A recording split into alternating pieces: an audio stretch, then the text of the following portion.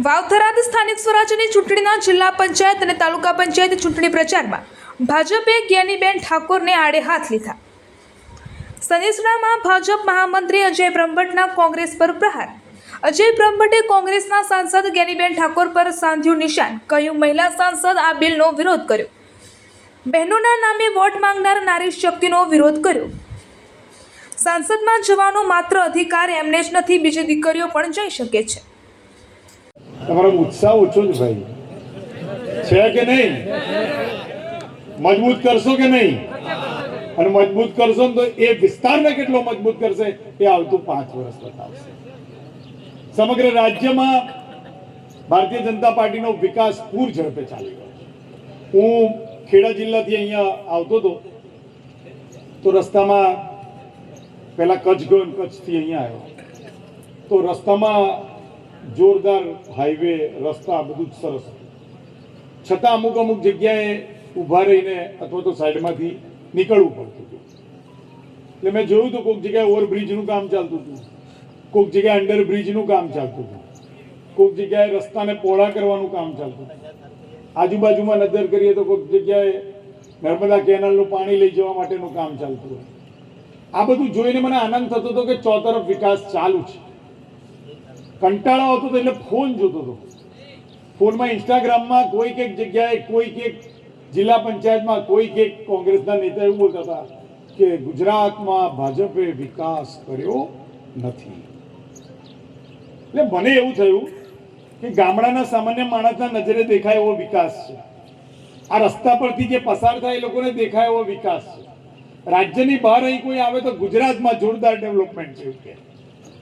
દેશમાં બીજા બધા લોકો અને વિદેશના લોકો એવું કહે કે ગુજરાતનું વિકાસનું મોડેલ જોરદાર છે, તો કોંગ્રેસનો વિકાસ કેમ દેખાતો? એટલે બાળપણમાં એક વાર્તા સાંભળી હતી, યાદ આવી, કહું ને? એક જંગલ હતું, જંગલનો રાજા સિંહ અને બધા જ પશુ પક્ષી એની પ્રજા।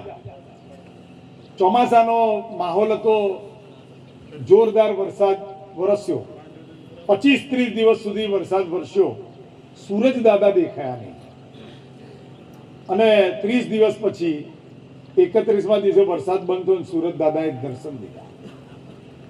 એટલે સૂરજ દાદાના પ્રકાશનું મહત્વ સમજી અને રાજા સિંહે પંચાયત બોલાવી અને એવું કહ્યું કે આપણે સૂરજ દાદાનો તેજ એ જીવનદાતા છે, એનો આપણે આભાર માનવો જોઈએ। અને આભાર માનવા માટે સભા બોલાવવામાં આવી ત્યારે અંદર ઠરાવ કરતી વખતે એક ઘુવડે ઊભા થઈને એનો વિરોધ કર્યો કે ભાઈ સૂરજ દાદાનો આભાર માનો છો, એનો હું વિરોધ કરું છું। એટલે સિંહે એવું કહ્યું કે ભાઈ બે ટેકેદાર જોઈએ, એમને એમ વિરોધ ના થાય ભાઈ। તો એક ચામા છીડ્યું કે હું ટેકો આપીશ અને બીજી એક આંધળી ચાળકણ હતી ને એને કહ્યું કે હું ટેકો આપીશ। એમ કરીને એને વિરોધનો ઠરાવમાં અરજી કરી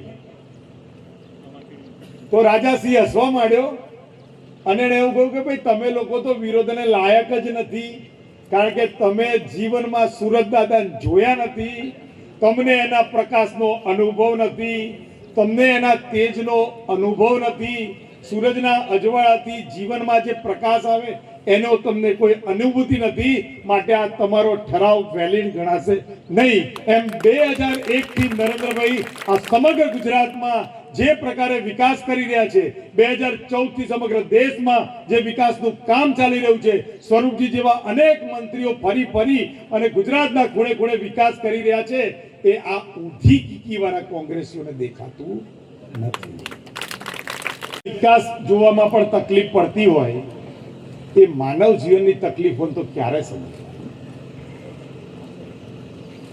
એક ગામડાના છેવાડે બેઠેલો સહકાર સાથે જોડાયેલો માણસ હોય, ખેતી સાથે જોડાયેલો માણસ હોય, મત્સ્ય ઉદ્યોગ સાથે જોડાયેલો માણસ હોય, એવા દરેક વ્યક્તિની પીડા સમજનારો આ દેશનો પનોતો પુત્ર શ્રીમાન નરેન્દ્રભાઈ મોદી છે।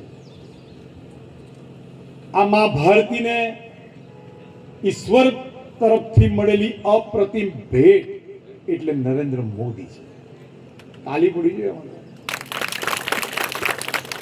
હમણાં જ નવો જિલ્લો બન્યો તો કેટલી મોટી ભેટ સોગાદો લઈને આવ્યા।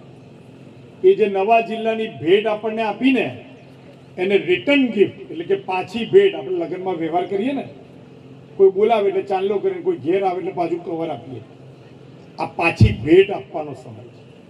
આ નવો જિલ્લાની જે ભેટ આપણને આપી છે ને, એની ભારતીય જનતા પાર્ટીને સરકારને આ જિલ્લા પંચાયત અને આ બધી જ તાલુકા પંચાયત જીતાડી અને રિટર્ન ગિફ્ટ આપવાનો સમય છે. શું કે પહેરામણી કે ઓઢામણી આપવાનો સમય છે. આ સમાજ એ સંગઠિત સમાજ છે. હું એટલું માનું છું કે સમાજને એકવાર ગુમરાહ કરી શકાય, વારંવાર ગુમરાહ કરી શકાય. એકવાર ગુમરાહ થઈ ગયા છે, હવે થશો નહીં. તમારા સમાજના દીકરાઓને આગળ કરવાનું ભારતીય જનતા પાર્ટીએ જે પગલું ભર્યું છે એમાં સમર્થન કરજો. આ દીકરીઓને બહેનોને પણ સમર્થન કરજો. કોઈ એક વ્યક્તિના હકથી આ કંઈ ચાલતું નથી, જે માત્ર પોતાનું વિચારી અને અન્ય મહિલાઓને અન્યાયના સામે અવાજ ના ઉઠાવે, જે પોતાના વિસ્તાર માટે સરકાર જોડે તાલમેલ કરી અને કામ ના લાવી શકે, જે પોતાના વિસ્તારના નાગરિકોને મળતા લાભને રોકવામાં કામે લાગે, એવા લોકોની જરૂર નથી. ભાજપનો દરેક યોજનાનો લાભ, દરેક વિકાસ તમારી જોડે પહોંચાડે એવી આ ટીમ સમગ્ર તમારી સમક્ષ મૂકી છે. ગામના હિતમાં, જિલ્લાના હિતમાં, રાજ્યના હિતમાં તમે સૌ એક થઈ, નેક થઈ ભાજપના બધા જ ઉમેદવારોને જીતાડો એવી અભ્યર્થના. ભારત માતા કી જય.